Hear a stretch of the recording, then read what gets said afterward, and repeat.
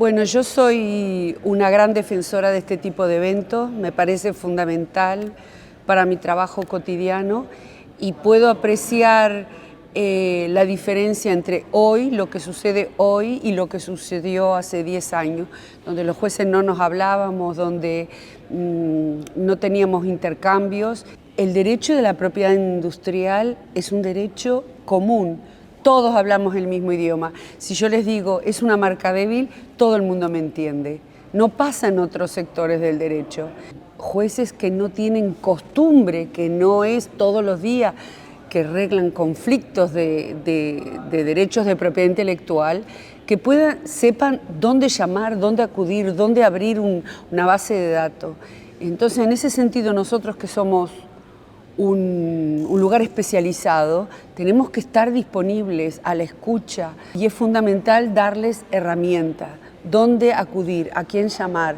Estamos en un momento crucial, creo que fue el juez Galgo que dijo, es un momento que nos va a definir los 50 próximos años, porque los derechos de propiedad intelectual se crearon en el siglo XIX, con una visión territorial, geográficamente delimitada. Nadie pensaba en Internet, en el hecho de que puedes mirar un espectáculo que está pasando a 10.000 kilómetros en directo, puedes interactuar, etc.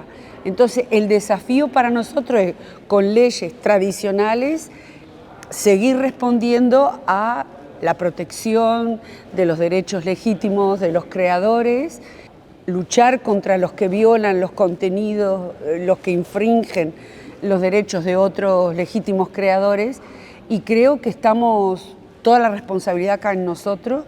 Entonces nosotros tenemos que tomar la responsabilidad de ir y contestar, y bueno, me pasó a mí con el metaverso y le pasa a otros colegas con un deepfake que llega como marca, y tenemos que adaptarnos.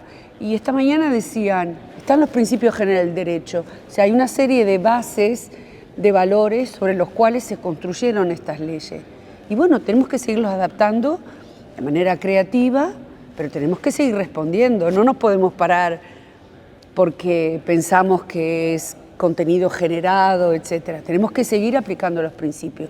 Es ahora, no podemos esperar y decir, a ver que alguien me ayude, o que me cambien la ley. Es ahora, es tomar la responsabilidad. Por eso es tan importante sentar a los jueces juntos y debatir juntos.